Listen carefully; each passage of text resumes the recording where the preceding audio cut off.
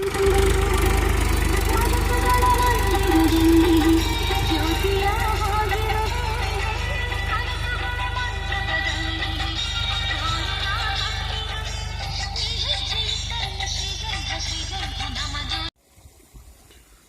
ಸ್ನೇಹಿತರೆ, ನೀವು ನೋಡ್ತಾ ಇದ್ದೀರಾ ಮೈಕ್ರೋ ಥಿಂಗ್ಸ್ ಯೂಟ್ಯೂಬ್ ಚಾನಲ್ಗೆ ಸ್ವಾಗತ. ಹಾಗೆ ನಾನು ರೇಷ್ಮೆ ಬಗ್ಗೆ ಮುಂಚೆನೇ ಅಪ್ಡೇಟ್ ಕೊಟ್ಟಿದ್ದೆ. ಈಗ ರೇಷ್ಮೆ ಹಾಕಿ ಹತ್ತತ್ರ 1 ತಿಂಗಳು ಆಗ್ತಾ ಬಂತು. ಇದರಲ್ಲಿ ಕೆಲವೊಂದು ಕಡ್ಡಿಗಳು ನಾನು ಕಳೆದ ವಿಡಿಯೋದಲ್ಲಿ ಹೇಳಿದಂತೆ ಕೆಲವೊಂದು ಇನ್ನೂ ಕಂಪ್ಲೀಟಾಗಿ ಬಂದಿಲ್ಲ, ಅಂದರೆ ಚಿಗುರೊಡೆದಿಲ್ಲ. ಹಾಗೆ ಇನ್ನು ಕೆಲವು ಈಗ ತಾನೇ ಕುಡಿಯಿದ್ದಾವೆ. ನೀವು ಸಾಲಲ್ಲಿ ನೋಡ್ತಾ ಇರ್ಬೋದು, ನಾನು ನೀರು ಬಿಡ್ತಾಯಿದ್ದೀನಿ. ಇದರಲ್ಲಿ ನೀರು ಹಾಯಿಸೋದು ಈ ಬೇಸಿಗೆಯಲ್ಲಿ ಅಷ್ಟೇ ಮುಖ್ಯವಾದ ಕಾರ್ಯ.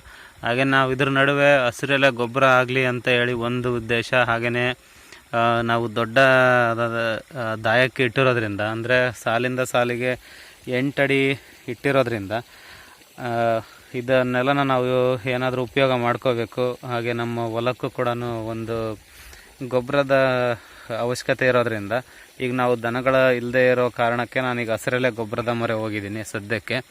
ಮುಂದಿನ ದಿನಗಳಲ್ಲಿ ಸಗಣಿ ಗೊಬ್ಬರವನ್ನು ಹಾಕಿದ್ರಾಯ್ತು ಅಂತ ಹೇಳಿ ಈಗ ಪ್ರಸ್ತುತ ನಾನು ಇದಕ್ಕೆ ಅಲಸಂದಿ ಬಿತ್ತಿದ್ದೀನಿ. ಅಲಸಂದಿಯಿಂದ ನೈಟ್ರೋಜನ್ ಫಿಕ್ಸಿಂಗ್ ಆಗುತ್ತೆ ಅಂತ ಒಂದು ಉಪಯೋಗ. ಯಾಕಂದರೆ ರೂಟ್ ನಾಡ್ಯೂಲ್ಸಲ್ಲಿ ತುಂಬಾ ನೈಟ್ರೋಜನ್ ಫಿಕ್ಸಿಂಗ್ ಬ್ಯಾಕ್ಟೀರಿಯಾಸ್ ಆ್ಯಕ್ಟಿವಿಟಿ ಇರುತ್ತೆ.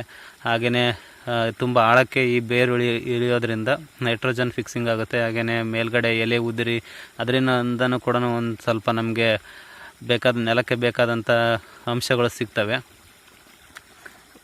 ಈ ಒಂದೆರಡು ಕಾರಣಗಳಿಂದ ಇಟ್ಕೊಂಡು ನಾ ಈ ರೇಷ್ಮೆಯ ನಡುವೆ ನಮ್ಮ ಸ್ನೇಹಿತರಾದ ವಿವೇಕ್ ಅವರ ಸಲಹೆಯನ್ನು ಪಡ್ಕೊಂಡು ಅವರು ಹಾಕಿದ್ರು. ಅವ್ರ ಹೊಲದಲ್ಲಿ ಅದನ್ನ ನೋಡ್ಕೊಂಬಂದು ಇಲ್ಲಿ ನಾನು ಅಲಸಂದೆನ ಹಾಕ್ತಾ ಇದ್ದೀನಿ ಸ್ನೇಹಿತರೆ. ನೋಡಬೇಕು ಇದು ಯಾವ ಥರ ಬರುತ್ತೆ ಅಂತ. ರೇಷ್ಮೆ ಕೆಲವೊಂದು ಕಡೆ ತುಂಬಾ ಚೆನ್ನಾಗಿ ಬಂದಿದೆ, ಇನ್ನು ಚಿಗುರೋದ್ರಲ್ಲೂ ಇದೆ. ಇದು ದಾಯ ದೊಡ್ಡದಿರೋದ್ರಿಂದ ನಮಗೇನು ಅಷ್ಟಾಗಿ ಗೋಚರಿಸಲ್ಲ. ಇನ್ನು ಹೋಗ್ತಾ ಮುಂದಿನ ದಿನಗಳಲ್ಲಿ ಇದು ಕವರಪ್ ಆಗ್ಬೋದು.